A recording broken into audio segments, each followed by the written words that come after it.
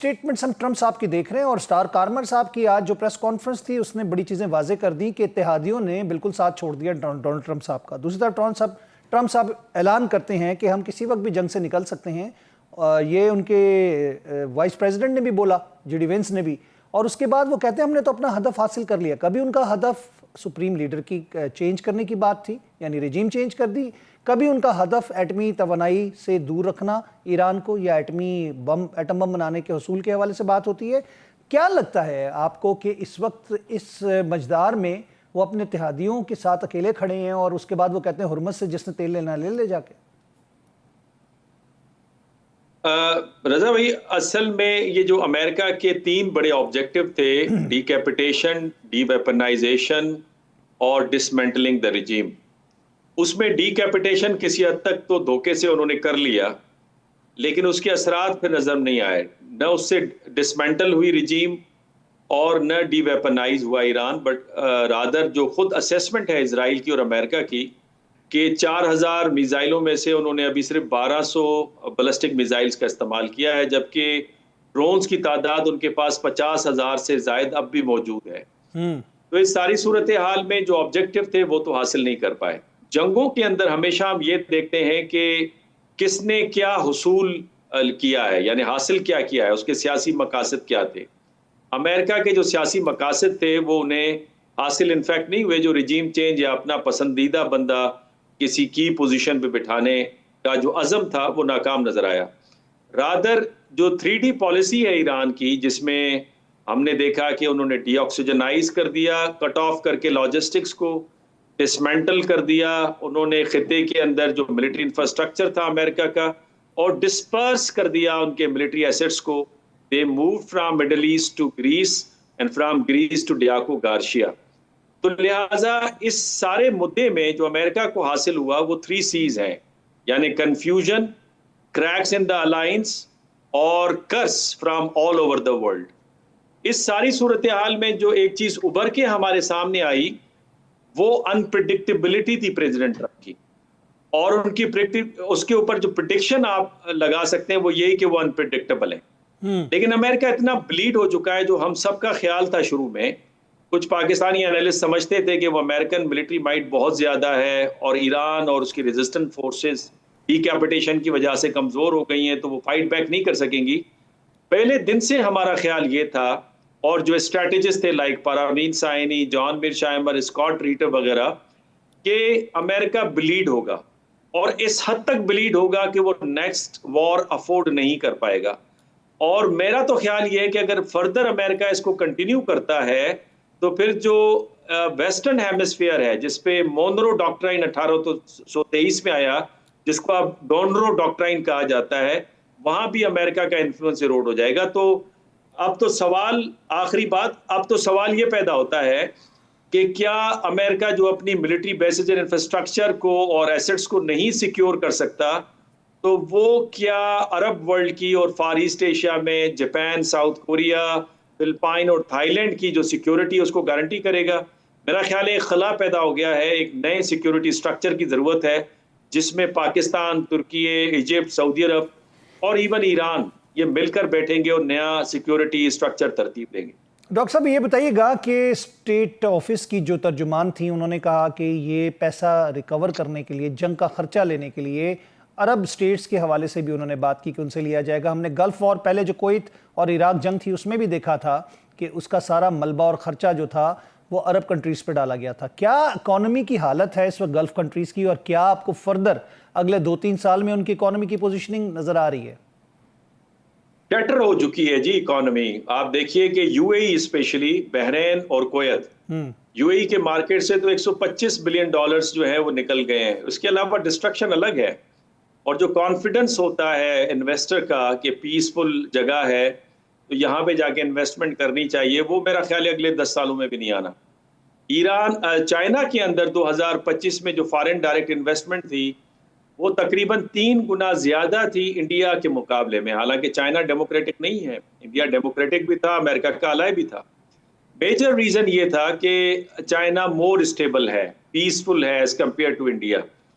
तो इन्वेस्टर जाता है जहां पे स्टेबिलिटी हो, अब मजे की बात यह है कि ये गल्फ ममालिक कैसे देंगे ये सारा खर्चा, जिसके बारे में कहा जा रहा है कि $20 बिलियन से जायद का खर्चा हो चुका है, या जिसके बारे में यह भी कहा जा रहा है कि इतना खर्चा हो चुका है कि अगले 5 सालों तक अमेरिका अपने गरीब लोगों को खाना भी दे सकता था, हेल्थ फैसिलिटीज भी दे सकता था, इंफ्रास्ट्रक्चर को भी बिल्डअप कर सकता था। तो इस सूरत हाल में अमेरिकन इकोनॉमी जो कि $40 ट्रिलियन का कर्जा फेस कर रही है, गालिबन $1 ट्रिलियन सिर्फ डेट सर्विसिंग में उनका जाता है पर ईयर। इस सूरत हाल में वो अगर गल्फ की तरफ देखेंगे तो गल्फ तो खुद इकोनॉमिकली मेल्ट डाउन हो गया है, और जो उन्होंने इन्वेस्टमेंट ट्रिलियंस ऑफ डॉलर्स की करनी थी अमेरिका में, वो भी मुझे मुमकिन नजर नहीं आ रही। ये तो वो वाली बात हुई कि नुकसान भी गल्फ का और पैसे भी गल्फ भरेगा। अलबत्ता इसमें एक कैच जरूर है, और वो ये है कि गल्फ जो है अब बगावत पे आ जाएंगे। और आपने देखा कि शहजादा मोहम्मद बिन सलमान के ऊपर जिस तरह के डिप्लोमेटिक अल्फाज आए प्रेसिडेंट ट्रंप की तरफ से, वो फ्रस्ट्रेशन शो करते हैं प्रेसिडेंट ट्रंप की भी और लिंडसी ग्राम की भी, जिनकी ख्वाहिश थी कि सऊदी अरब इस वॉर में जंग में कूद जाए, बराह रास्त कूद जाए। बिल्कुल जी, जंग में कूद जाए। और सऊदी अरब वाहिद मुल्क है, बड़ा भी और मिलिटरीली पोटेंशियल भी है उसके पास कि वो इस जंग में कूद सकता था।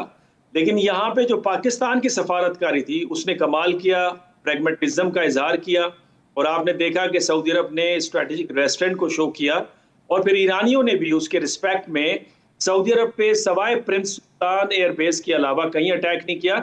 जबकि आप इसको कंपेयर करें बहरीन की, कुवैत और यूएई के साथ, तो वहां पे आपको ज्यादा शदीद और ज्यादा अटैक्स नजर आते हैं।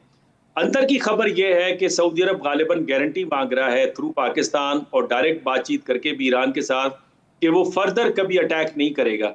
और मेरा ख्याल है कि ईरान की एक बड़ी स्ट्रांग पोजीशन उभरी है इस खित्ते के अंदर, और जो economic, political and security order है खित्ते का, वो तब्दील हो गया है। देखना यह है कि इसका डोमिनो इफेक्ट फार ईस्ट एशिया के ऑर्डर और यूरोप के ऑर्डर और साउथ अमेरिका के ऑर्डर पे क्या पड़ता है। मुनव्वर साहब, बात ये आती है कि कल हमने ईरान की तरफ से एक बड़ा ज़बरदस्त बयान देखा सऊदी अरब के हवाले से। उन्होंने कहा जी हमें एहतराम का रिश्ता भी, हमारा ब्रदर इस्लामी मुल्क है। दूसरी तरफ से आपने बताया जो क्वाड, इस्लामी क्वाड की बात हुई, 4 ममालिक का जो वज़रा ख़ारजा का इजलास था, एक कामयाब सफारतकारी के बाद एक तो ये कि जो डिप्लोमेसी पाकिस्तान ने की उस पर इसराइल और भारत की जो ख्वाहिश थी उस पर पानी फेर दिया। यानी कि वो चाहते थे सऊदीया कूदे तो उसके बाद पाकिस्तान और ईरान की भी जंग हो, तो पाकिस्तान को भी बीच में आना पड़ेगा। तो आपको लगता है कि पाकिस्तान और ख़ास तौर पे हमारे CDF जो हैं, फील्ड मार्शल आसिम मुनीर साहब और शहबाज शरीफ साहब की बड़ी ज़बरदस्त सफारतकारी रही, मिलिट्री डिप्लोमेसी रही? बिल्कुल, मिलिट्री डिप्लोमेसी तो सिंस मई 2025 से आप देख रहे हो बड़ी इफेक्टिव नजर आ रही है। चाइना से जो बयानात आ रहे हैं, अमेरिका से, अरब दोस्तों से, ईरान से, हर जगह पे शुक्रिया और पाकिस्तान पे ट्रस्ट का इजहार किया जा रहा है, इवन रशिया से। और मैं सलाम पेश करना चाहता हूँ इस वक्त स्पेशली इसाक डार साहब को, बिकॉज जो हेयरलाइन फ्रैक्चर के बावजूद, सेहत की खराबी के बावजूद वो चीन भी गए और सालसी के उसमें शामिल भी रहे। को एग्जैक्टली इस नाजुक मोड़ और हिस्टोरिकल मूवमेंट है पाकिस्तान के लिए। बिकॉज आप देखिए ना कि ये पहली मर्तबा तारीख में हो रहा है कि जो मिडिल रेंज पावर हैं, एक ईरान जो heavily sanctioned middle range power था, जिसको मिडिल रेंज पावर तस्लीम भी नहीं किया जाता था, उसने पूरे सिक्योरिटी स्ट्रक्चर को हिला के रख दिया है।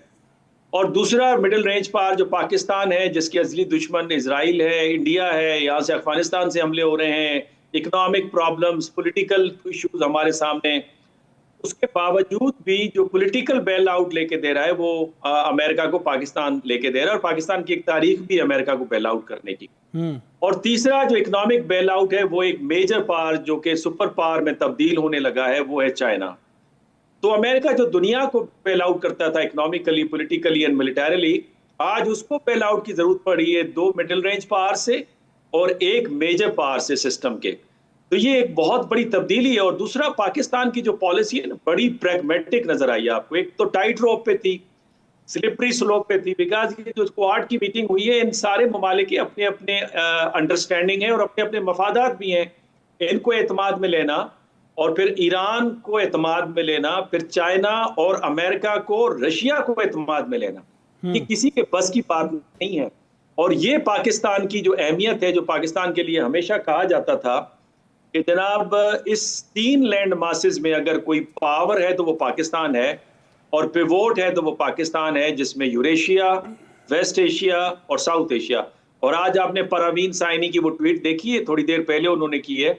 उन्होंने कहा इस जंग में अमेरिका शिकस्त खुर्दा, ईरान फातेह और पाकिस्तान दुनिया का एतमाद तरीन, जिस पे एतमाद किया जा सकता है, वो मीडिएटर साबित हुआ है। तो पाकिस्तान एक नेट सिक्योरिटी प्रोवाइडर के साथ पीस प्रोमोटर और पीस स्टेबलाइजर के तौर पे इन 3 लैंड मासेस में नजर आ रहा है, जिसका इंपैक्ट आपको आने वाले दिनों में ग्लोबल पॉलिटिक्स में भी नजर आएगा। इसमें मुनव्वर साहब ये भी हम देख रहे हैं कि पाकिस्तान के लिए जो अपॉर्चुनिटीज़ हैं वो अब आहिस्ता आहिस्ता और खुलती जा रही हैं। 10 मई के बाद जिस तरह खुली, अब आपको और चीज़ें नज़र आ रही हैं, क्योंकि अगर GCCI या गल्फ कंट्रीज़ के बाद कोई स्टैंड आउट करता है मुल्क, वो पाकिस्तान है, सिक्योरिटी के लिहाज से भी और इकनॉमिक उस फीचर के हिसाब से भी। आपको लगता है कि आने वाले दिनों में पाकिस्तान के लिए इन्वेस्टमेंट के लिए बहुत सारी राहें खुल जाएंगी? बहुत ज्यादा। आप देखें ना, इस वक्त कराची पोर्ट पे आप रश देखिए, गवादर पोर्ट की आप देखिए कि वहां पे एंगेजमेंट्स क्या हैं। जो गवादर का एयरपोर्ट है वो मैं समझता हूं कि इस वक्त एशिया का बेहतरीन जंक्शन बन सकता है और बड़ा इकोनॉमिकल जंक्शन होगा, बिकॉज दुबई का जो एयरपोर्ट है उसकी जो मेंटेनेंस कॉस्ट है वो बहुत ज्यादा है। और फिर अब दुबई पे लोग ट्रस्ट भी नहीं कर सकते। और दुबई के हवाले से फ्रेंकली स्पीकिंग उनकी जो इनएप्ट पॉलिसीज थी, उन्होंने अपना सारा वेट जो है, बदकिस्मती से हमारा मुस्लिम ब्रादर मुल्क है, दुख भी होता है, काफी मेहनत करके उन्होंने तरक्की की, लेकिन उन्होंने सारा वेट इजराइल के उसमें डाल दिया।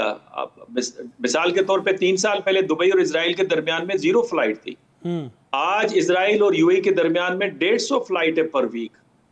इसी तरह से जो बहरीन है, उनके अंडर सेक्रेटरी जो ये इजहार करते हैं रिकॉर्ड के ऊपर एक शो के अंदर, इस बात का इजहार करते हैं कि सितंबर 2020 और 21 से मोसाद और बहरेनियन इंटेलिजेंस के दरमियान में कोऑपरेशन है और मोसाद मौजूद है बहरेन के अंदर स्टेबलाइज उसको करने के लिए। मोसाद के चीफ जो है उनका बहरेन का विजिट भी हुआ है अभी हालिया। जी, तो इससे आप अंदाजा कीजिए कि आपने खुद अपने आप को अलाइन किया ऐसी कश्ती के साथ जो कि डूबती हुई कश्ती है। और मैंने तो आपके साथ भी कई दफा जिक्र किया है, मुझे 27 में इजराइल नजर नहीं आ रहा। अब आप देखिए, कभी तारीख में आपने सोचा था कि वो इजराइल जो 6 दिनों में सारे अरबों को शिकस्त दे दे, एंटी क्लॉकवाइज उसकी मोबिलाइजेशन एंड जो उसकी military strategy and plus weapon की जो इस्तेमाल था वो कमाल था। और आज एक हिजबुल्लाह नॉन स्टेट एंटिटी जो है खिरात और अशदोद के अंदर दाखिल हो जाए और हैवी कैजुअलिटीज सस्टेन करनी पड़ी। 150 से ज्यादा जो मरकावा टैंक्स हैं आउट ऑफ 500 वो उन्होंने तबाह कर दिए। और वहां पे इजमिर उनके चीफ ऑफ आर्मी स्टाफ की चीखें, यानी कि इजरायली आर्मी कोलैप्स होने लगी है। यूनिफॉर्म 2 मेयर और उनका आर्मी चीफ बोला कि ये तो कोलैप्स कर गई हमारी फौज, अब उनमें हौसला नहीं। एग्जैक्टली। तो इससे आप अंदाजा लगाइए कि उसके साथ आप अपने आप को अटैच कर रहे हैं। और फिर देखें, ये एक एस्केथोलॉजिकल कन्वर्जेंस थी नियो जोशवाइट्स और एवेलेंजिकल्स के दरमियान में, और उनको लगता था कि एक बहुत बड़ी जंग होगी जिसमें मसीहा विद मिरेकल एंड ईसा अलैहिस्सलाम मौजूदे के साथ नाजिल हो जाएंगे। और इसी वजह से वहां पे प्रेसिडेंट ट्रंप को पुश किया गया कि आप इस जंग में जाएं, जबकि उनके CIA के जो इंटेलिजेंस रिपोर्ट थी वो इसके खिलाफ थी। वाइस प्रेसिडेंट JD वेंस खिलाफ थे, जो कैंट जो के डायरेक्टर थे एंटी टेरर डिपार्टमेंट के वो खिलाफ थे, पेंटागन के जो चीफ हैं जनरल डैन केन वो खिलाफ थे, और यहां तक कि 73% उनकी आवाम खिलाफ थी। अब तो more than 53% with in Republican जो है बगावत आ गई है। तो इस सूरत हाल के बावजूद अगर वो गए थे तो it was all because of the super structure, यानी जो बिलीफ सिस्टम था। और इस बिलीफ सिस्टम में जहां पे अलायंस है एवेलेंजिकल और जोशवाइट्स का, जिसके पीछे इल्यूमिनाटीज खड़े हैं, आप बीइंग अ मुस्लिम नेशन उनके साथ खड़े हो रहे हैं, और जो बाकी मुस्लिम नेशंस हैं उनके साथ आप नहीं खड़े। और फिर बदकिस्मती देखिए ना, माजी में एप्स्टीन फाइल का भी कोई चक्कर बीच में कहते हैं था, जिसकी वजह से ब्लैकमेलिंग की गई है। आप बजा फरमा रहे हैं, वो तो इल्यूमिनाटीज ने उनको एक्सप्लॉइट किया, ये एप्स्टीन फाइल। इसीलिए तो कहा जाता है ये एपिक फ्यूरी नहीं है, ये एप्स्टीन फ्यूरी है। लेकिन इसमें देखें UAE के अख्तलाफात सऊदिया के साथ, यमन में क्या हुआ, सूडान में क्या हुआ, लिबिया में क्या हुआ, मिस्र की हुकूमत कैसे मुर्सी की गई, बड़े दुख की बातें हैं। और फिर पाकिस्तान में BLA और BLF को जिस तरह से सपोर्ट मिलती गई। मई 2025 में जब इंडिया के साथ हमारी जंग चल रही थी तो हमें मैसेज दिया गया कि आप दूसरा गजा बन जाएंगे, जिसपे आपके आर्मी चीफ और फील्ड मार्शल सैयद आसिफ अली ने कहा कि हम फिर आपसे मदद नहीं मांगेंगे। तो कहने का मकसद ये कि दुख से ये कहना पड़ता है, आज अगर खित्ते में उनको दोबारा सिक्योरिटी दे सकता है, पॉलिटिकल स्टेबिलिटी दे सकता है, तो वो पाकिस्तान है। पाकिस्तान जब तक लीड नहीं लेगा, और पाकिस्तान ने अपने आप को न्यूट्रल पुरएतमाद एक फरीक के तौर पे जाहिर किया है, कहीं भी उसने टिल्ट नहीं रखा, और उसने एक दुनिया के अंदर अमन और सलामती और खुशहाली के लिए काम किया है। और बाय द वे ये हमारी फॉरेन पॉलिसी का कॉर्नर स्टोन है। ये जिन्ना साहब का विजन है, peace within and peace without, और ये एक्सटेंशन है आपकी 3 C's पॉलिसी की, कनेक्टिविटी, कोऑर्डिनेशन एंड कोऑपरेशन। कि आप कोऑपरेशन करेंगे strategic partners like Saudi Arab, तुर्की और चाइना के साथ, और कोऑर्डिनेट करेंगे with all important players at the regional and systemic level, और connectivity for the wellbeing of the regional members. बदकिस्मती से इंडिया और इजराइल एक फेक न्यूज फैला रहा है, दूसरा फॉल्स फ्लैग ऑपरेशन कर रहा है, और उनके साथ जाके ये खड़े हो जाते हैं। तो मेरा ख्याल है it is like shooting their own feet. जिस तरह प्रेसिडेंट ट्रंप की एडमिनिस्ट्रेशन के बारे में जॉन मीरशाइमर ने कहा कि bunch of fools they are sitting in the White House and they are shooting their own feet। तो मुझे लगता है कि यूएई, कुवैत और बहरीन ये अपनी ज्योग्राफी भी शायद तब्दील करवा दें, मुझे तो ये लगता है। मुनव्वर साहब, ये बताइएगा कि आज ट्रंप साहब का एक अहम खिताब भी मुतवक्के है, और आपको लगता है कि कोई ऐलान हो जाएगा? क्योंकि अभी तो हमने सुना ये है कि बगैर मुज़ाकरात के भी वो कहते हैं जंग ख़त्म कर देंगे, हमने अपने टारगेट्स अचीव कर लिए हैं। इंटरनेशनल उनको प्रेशर है, फ्रांस, स्पेन, इटली, बरतानिया और नेटो तक से उनको शिकवा है। तो आपको लगता है कि इस वक्त अमेरिका तनहा है और उनके पास इसके अलावा कोई और गुंजाइश नहीं है कि वो अपने और लॉसेस करवाएं बजाय इसके कि वो वहां से निकल जाएं?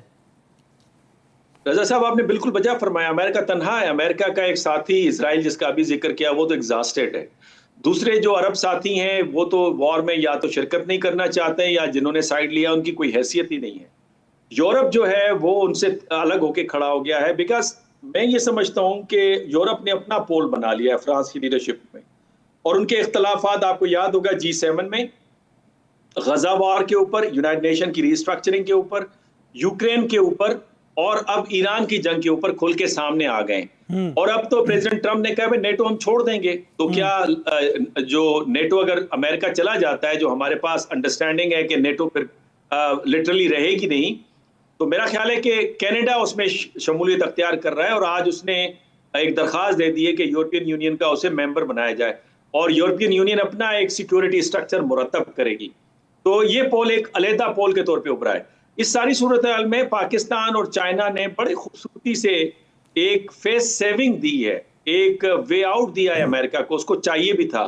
और एक मेजर पावर को, सुपर पावर तो अमेरिका रहा नहीं है, एक मेजर पावर को वे आउट चाहिए होता है, और ये देना चाहिए रैशनली। और ईरान ने भी दिया है। ईरान ने पाकिस्तान को कहा है कि हमारे बिहाफ पे आप बात करें। और मेरा ख्याल ये है कि इनडायरेक्ट बात होती रही है, जिसमें मोरालेस ईरान की सारी बातें उन्होंने तस्लीम कर ही ली हैं, जिसका वो इजहार नहीं कर रहे। मिलिट्री बेसिस दोबारा मुझे आबाद होते हुए नजर नहीं आ रही गल्फ में। ये शिफ्ट हो जाएंगी, कुछ अमेरिका, कुछ ग्रीस, कुछ डियागो गार्सिया, और 2-4 शिफ्ट हो जाएंगी इजराइल। और इजराइल ने उसकी तैयारियां भी करनी शुरू कर दी हैं। और ये इजरायली चैनल जो हैं, स्पेशली चैनल जो उनका 14 है गालिबन, या 4 है, वो इसको रिपोर्ट भी कर रहा है। इसके साथ साथ जो स्टेट ऑफ हुर्मुज का मामला है, उस पे ईरान उसे कंट्रोल करेगा। और आज ईरान ने कहा है कि इवन वॉर खत्म हो जाएगी, इजराइल के हिमायती और इजराइलियों को तो से गुजरने नहीं देंगे। और ट्रंप साहब ने भी कहा है कि खुलता है नहीं खुलता हमारा वास्ता नहीं, हम निकल जाएंगे। ठीक हो गया। अलबत्ता जो ओपन अपॉलॉजी की डिमांड है ईरान की, आयतुल्ला खामनेई की शहादत की और जंग के हारने की, उस पे मेरा ख्याल है अमेरिका रिलक्टेंट है। तो वो अनकंडीशनल एक रिट्रीट समझें, और ये भी rationality on the part of America कि वो अपनी सिक्योरिटी, अपनी एनर्जी जितनी बचा सकता है वो बचाए। अदरवाइज जो लैटिन अमेरिका है, मतलब ये कि आपको ख्याल में कि मुतवक्के है कि ट्रंप साहब आज शायद ऐलान कर दें कि अगले हफ्ते या उससे अगले हफ्ते हम जंग से निकल जाएंगे, या फिर जंग से निकल रहे हैं। बहुत शुक्रिया मुनव्वर साहब, थैंक यू वेरी मच, आपने अपना कीमती वक्त हमें दिया। प्रोग्राम में हमारे साथ रहे। नाज़रीन, यहाँ पे मैं लूँगा वक्फा, उसके बाद अपने अगले मेहमान के साथ हाजिर होते हैं।